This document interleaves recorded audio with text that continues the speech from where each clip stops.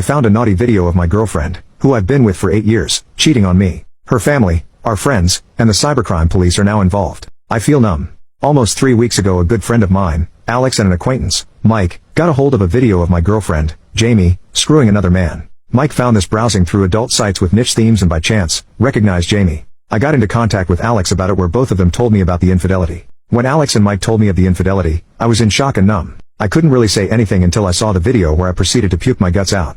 I couldn't even sit through a minute of it. The fact that it was edited to go straight into the action with Jamie's face clearly visible didn't help at all. We drove Mike home, and Alex had a good sense to force me to spend the night at his place, rather than go home where I share an apartment with Jamie with no idea how that would end. We shared some beers mostly in silence. Alex tried to make me open up on how I felt about Jamie's infidelity, but I was just numb. I didn't know what I felt and told him so. I felt like wading through water with no thought in mind other than what was in front of me. Alex didn't push anymore, and I passed out some time later. When I woke up, I recovered enough sense to realize that our relationship was most likely over. I go straight home by public transport, most likely brooding and looking pissed. I wonder what the other passengers thought when they saw me looking like shit while trying to emulate Batman. I get home and catch her getting ready to go out, asked me where I was and why I didn't contact her. I don't bother answering and just told her we needed to talk. We sit down facing each other on our kitchen table that we built from scratch in my grandfather's farm, and that random thought pretty much broke the dam. A lot of stuff happened. A lot of harsh words were said, accusations, and blame. Too many details to describe, but essentially, I immediately broke down in tears and asked her how the heck she could ruin this relationship we worked so hard on. She's confused and wanted an explanation. I dropped the bomb and showed her the video. She cries, begs for forgiveness, but I hear nothing. More crying and cursing until I tell her that we're over. That was it, and she just shuts off? She slumped down and closed her eyes, still crying, but says nothing.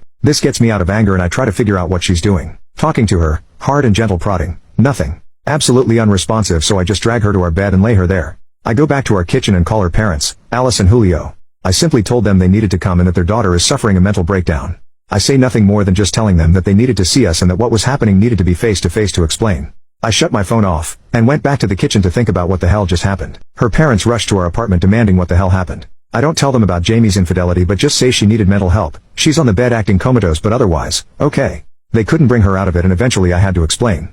I didn't want to do it without Jamie being able to explain herself. I showed them the video and they're heartbroken, told them we had an argument. I didn't hurt her, but she probably couldn't handle the stress and broke down. They decided to bring Jamie to her university's mental health clinic. I decided not to go with them. The next day, Jamie eventually wakes up. She's stable and responsive. There, she says that the video was not consented. Her family decided to report this to the cybercrime police. Jamie's family won't grill her with her mental state being the way it is, but her parents are obviously ashamed and aren't sure what to do other than what the psychologist recommends, which is to let Jamie rest for a while and support her until they're sure she doesn't implode, then was sent home to her parents. This was all relayed to me by her older sister, Jackie, who's trying to be the mediator. She asked me if I really was going to end the relationship. I responded saying that I'm not sure if we can even salvage it. 2 days later, Jamie's parents asked me to visit them for a talk. I agree and go the next day. Jamie's parents, and her older sister are present. We go to their living room and sit down. They looked sad and tired, and I felt the same. Jamie will be the last topic of our talk. First is me. They wanted my parents to be involved. I feel disrespected as we're already adults. Plus my father and I are tense, but I relent as I'm already tired and a bit out of my depth.